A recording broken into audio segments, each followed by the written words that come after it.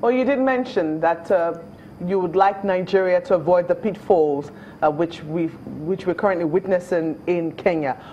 Precisely what pitfalls would you be asking Nigeria to watch out for in preparations for the 2019 elections? I think first and foremost, we need to work to put in place a national peace architecture. In all of what is going on in Kenya, we haven't seen sufficiently Kenyans step up, Kenyan eminent personalities, and there cannot be a shortage of them.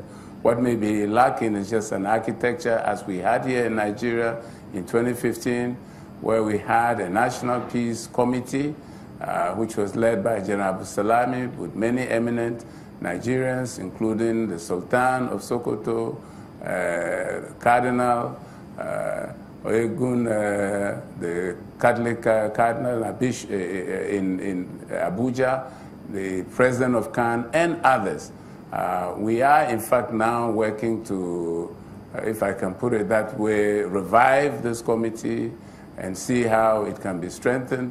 The dialogue, inter-party dialogue, should start even before we arrive at the point where there's a crisis.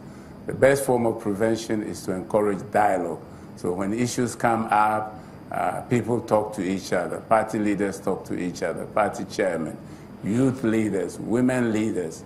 That's how we avoid conflict. And then, of course, creating inter-party fora where with INEC, the referee, the rules of the game are understood by all and discussed by all, and where there are particular areas which need to be improved, they are worked on and dealt with in a timely fashion, so that by the time of election there should not be major contentious issues, as seemed to have been the case in Kenya. So it's a great thing you talk about INEC this country and preparations. It's a great thing you talk about INEC and preparations because, you know, part of what people would say is happening in Kenya is a lack of confidence in the umpire. So how do you think that the umpire can consistently earn the confidence of the people? Well, I think obviously in these kinds of issues, transparency and openness and convening all sides to discuss these preparations and significant landmark events leading towards elections, fostering inter-party consultative processes where INEC is totally open with its processes, and particularly if there are going to be new processes introduced to let all sides know about this early enough.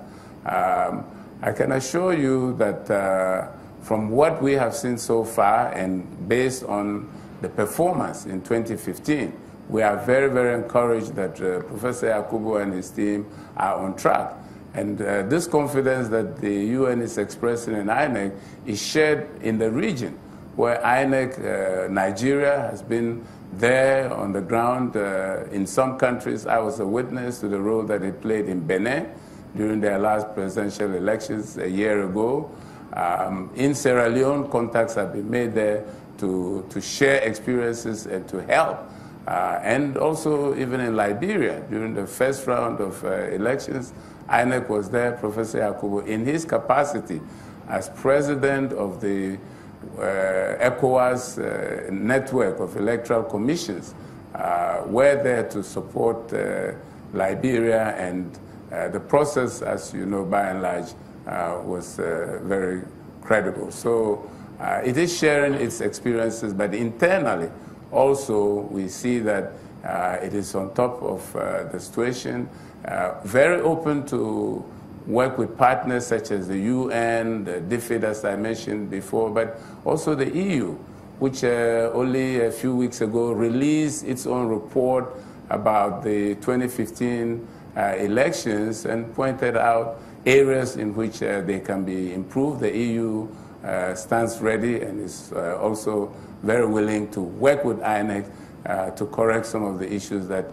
it identified in its own report. And so we'll all be working together, right. And I have every assurance that the next elections should and will consolidate upon the achievements of the 2015 elections. If we could broaden it a little bit now, because you've already highlighted some other African countries, there's this school of thought that suggests that African culture somewhat inhibits democracy and the growth of democracy, to the extent that they say we use the phrases homegrown democracy and certain other phrases. They also think that that's why they think our elections are almost always disputed. Do you subscribe to that school of thought? I think I can speak only to the West Africa situation, where I am impressed by the progress that we are making in the consolidation of our young democracies, and especially when it comes to electoral processes. This is an area where we can be proud of what we have achieved in the last 2 decades. Each election cycle is an improvement, has been an improvement over previous ones. Within the last 3 years, we have had no less than 10 elections in West Africa.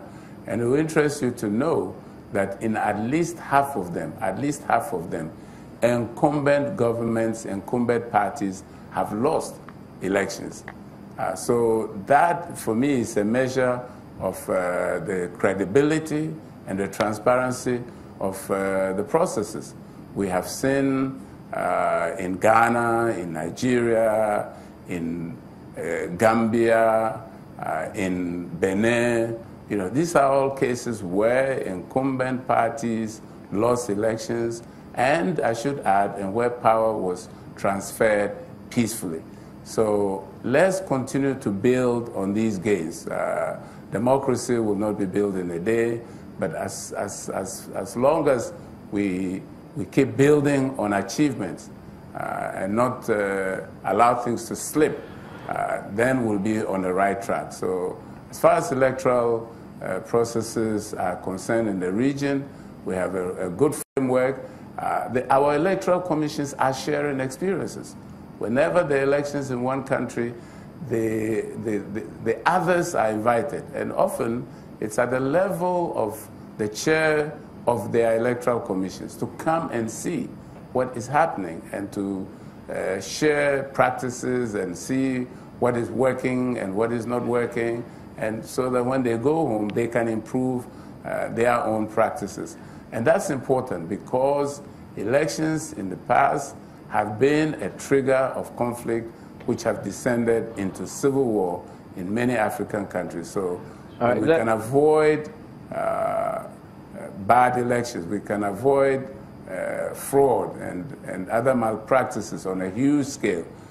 That is a major conflict prevention effort that we would. All right, let's wind down with this one. Could you give us your impression about young people assuming leadership positions, because we've seen a wave of that happening across the world? Yes, and why not? They are an important cohort of the African population. African population is very youthful, the most youthful globally, and the trend is likely to continue going forward. So young people should be given all the opportunities, and I think under the democratic dispensations that we are practicing in West Africa now, we're seeing many young leaders emerging at all levels, and that is something to be encouraged, and I think it will be, in any case, a natural phenomenon given the very youthful population of the continent. All right, Mr. Mohammed Ibn Chambers, Special Representative of the UN Secretary General and Head of UN Office for West Africa. Thank you for talking to us this morning, and we wish you all the best.